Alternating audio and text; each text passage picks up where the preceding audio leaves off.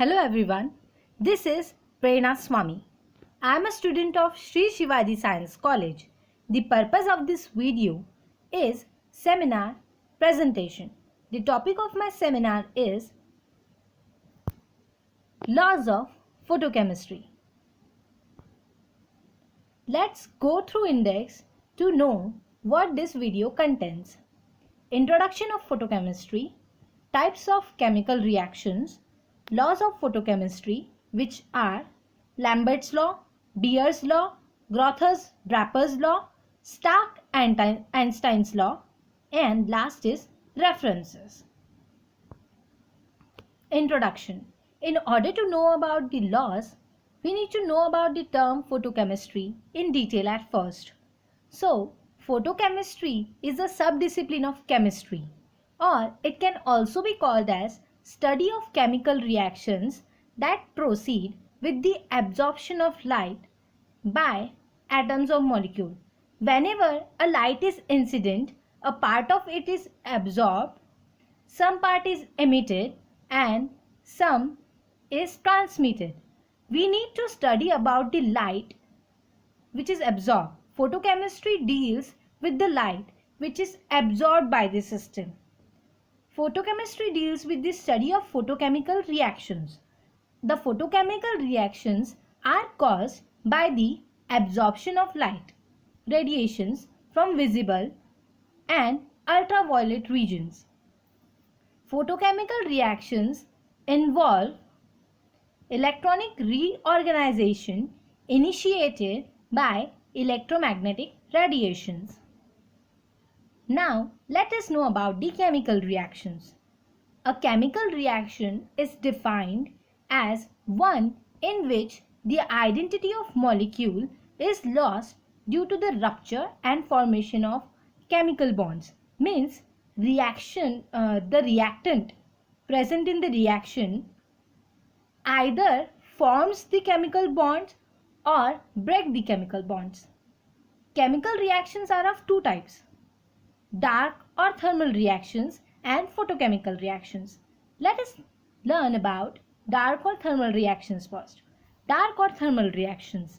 The reactions taking place in absence of light are called as dark or thermal reactions.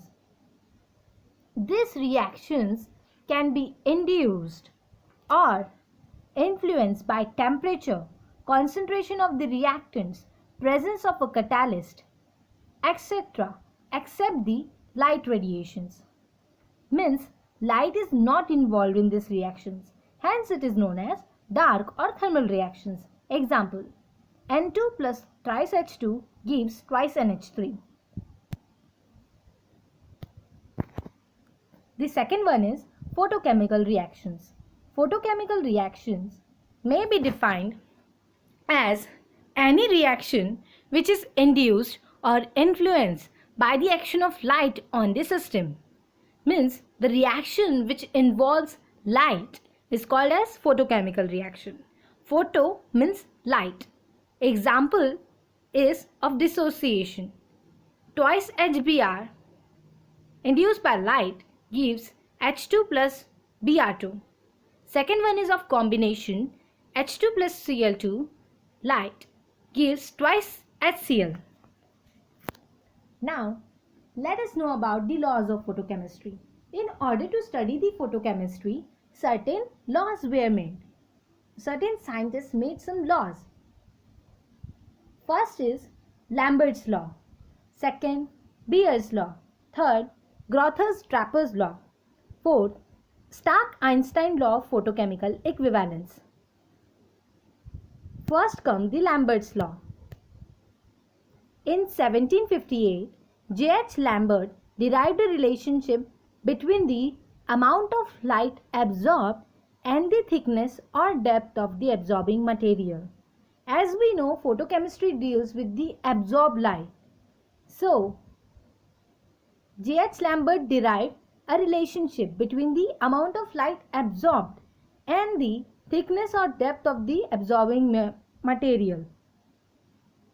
According to this law, when a beam of monochromatic light passes through a homogeneous absorbing medium, the rate of decrease of intensity of the radiation with thickness of absorbing medium is proportional to the intensity of incident radiation. Here, when a beam of monochromatic light passes through a homogeneous absorbing medium, light is monochromatic and it passes through a homogeneous absorbing medium. Then, the rate of the decrease of intensity of radiation, the rate of decrease of intensity of radiation with thickness of absorbing medium is proportional to the intensity of incident radiation.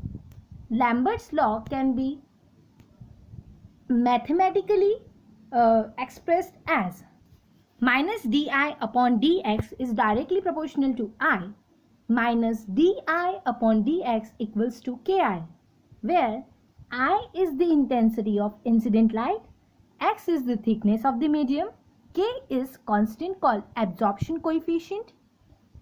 Okay, on rearranging equation 1, we get di upon I equals to minus k dx. This is equation number 2. Minus di upon dx equals to ki was the equation number 1. Now, integrating equation number 2 between limits I equals to I naught at x equals to 0 and I equals to I at x equals to x, we get integration of di upon I from the limit I naught to I is equals to minus k dx for the limit x equals to 0 to x equals to x. This is equation number 3. Or this can be written as Lm means log I upon I naught equals to minus kx. Equation number 4. I upon I naught equals to e raised to the power minus kx. I equals to I naught e raised to the power minus kx. Equation number 5. According to the equation number 5, the intensity of beam of monochromatic light radiation decreases exponentially with increase in the thickness of absorbing substance. This is Lambert's law. Equation number 4 can be written as 2.303 log I upon I naught equals to minus kx. Log I upon I naught equals to minus k 2.303x. Log I upon I naught equals to epsilon x. Log I naught upon I equals to minus epsilon x. Since the terms are reversed, minus sign comes before epsilon, where epsilon equals to minus k upon 2.303 and is called as extinction coefficient. It depends upon the nature of absorbing substance and wavelength of incident light.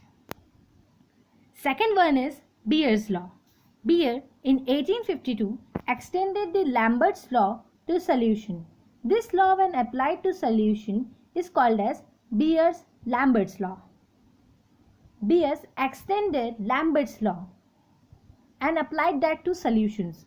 Hence, it is called as Beer's-Lambert's law. This law states as when a beam of monochromatic light means the light is monochromatic. Okay.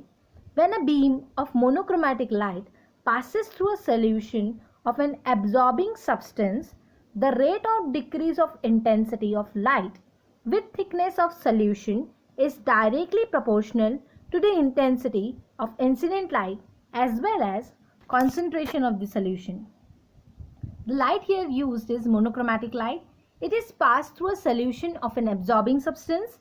Then the rate of decrease of intensity means the rate through which the intensity decreases with the thickness of solution is directly proportional to the intensity of incident light. The intensity through which the light is incident, okay, as well as concentration of the solution. Beer's law can be mathematically expressed as minus di upon dx is directly proportional to I into C. Minus di upon dx equals to alpha I into C.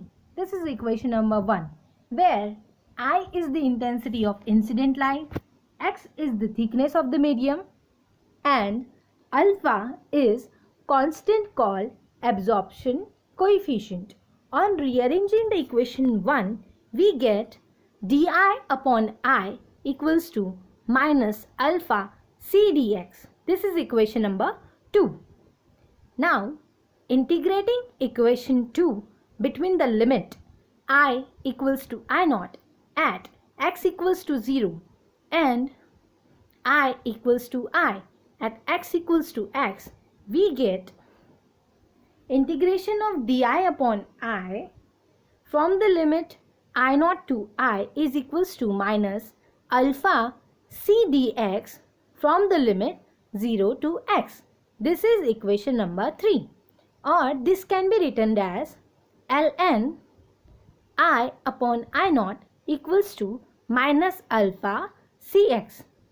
Equation number 4, or this can also be written as I upon I naught equals to e minus e raised to the power alpha cx, or I equals to I naught e minus alpha cx. According to the equation of intensity of beam of monochromatic light, radiation decreases exponentially with increase in the thickness x and the concentration c of absorbing substance. This is the mathematical expression of Beer's law. Equation 4 can be written as 2.303 log I upon I naught equals to minus alpha cx, or log I upon I naught equals to minus alpha upon 2.303 cx, or log I naught upon I equals to alpha upon 2.303 cx, or log I naught upon I equals to epsilon cx, where alpha upon 2.303 equals to epsilon and is called molar absorption coefficient or molar absorptivity or molar extinction coefficient of the absorbing medium. Now, there are certain reasons why Beer's law is deviated. Now, reasons for deviation from Beer's law. Presence of impurities that fluoresce or absorb at the absorption wavelength. Deviation may also occur if colored solute ionizes, associates, dissociates, hydrolysis, complex formation, etc. occurs in the solution. In other words, there should exist same species at all the concentration. Deviation should not be there. Because it shows deviation, because it shows dissociation, association, hydrolysis, hence deviation occurs. If the solution is highly concentrated, then deviation may occur. Deviation may also occur if monochromatic light is not used. If you use a light other than monochromatic light, then deviation may occur. Deviation may occur if this of the solution species undergoes polymerization. Deviation may occur if solution is turbid or should contain air bubbles or any suspended impurities. This changes the graph and concentration. Deviation may occur if some experimental condition, that is pH, temperature, ionic strength, etc. is not maintained. At high concentrations, the refractive index of a solution can be altered using departures from Beer's law. Deviation may occur if the sample cells or cuvettes are not matched. Deviation may occur if the width of slit is not uniform. Applications of Beer-Lambert's law. To determine the unknown concentration of compound by comparing with a solution of known concentration using spectrophotometer. It is used to determine the unknown concentration of the compound. A compound with unknown concentration, its concentration can be determined by comparing it with a solution of known concentration using a spectrophotometer. It is used to characterize a compound by drawing absorption spectrum. To measure absorbance of a compound by using spectrophotometer. Third is Grotthus-Draper law. This law is also known as the law of photochemical activation. This law was first enunciated by Grotthus and Draper and is termed as Grotthus-Draper law. According to this law, only that light which is absorbed by a system can bring about a photochemical change. Only that light which is absorbed can bring about the photochemical change. Fourth is Stark-Einstein's law of photochemical equivalence. This law, enunciated by Stark in 1908 and Einstein in 1912, applied the concept of quantum energy to the photochemical reactions of molecule. According to this law, in primary photochemical reaction, each molecule of reacting substance absorbs one quantum of radiation, which leads to photochemical change.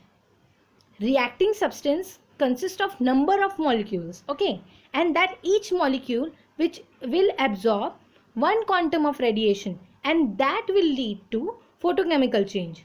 Suppose mu is the frequency of the radiation absorbed, then the corresponding quantum energy absorbed per molecule will be h nu. The energy E absorbed by the each molecule in photochemical process given by E equals to h nu. The energy absorbed per molecule is given by E equals to nh nu, or E equals to nh C by lambda. Nu is C upon lambda, where E is energy of Einstein, N is Avogadro's number, h is Planck's constant, C is velocity of light, and lambda is wavelength in meter. It is evident that the numerical value of energy E varies inversely as the wavelength of light absorbed. The shorter the wavelength, the greater is the energy absorbed. Reference is Textbook of Chemistry, BSc 5th semester. Thank you.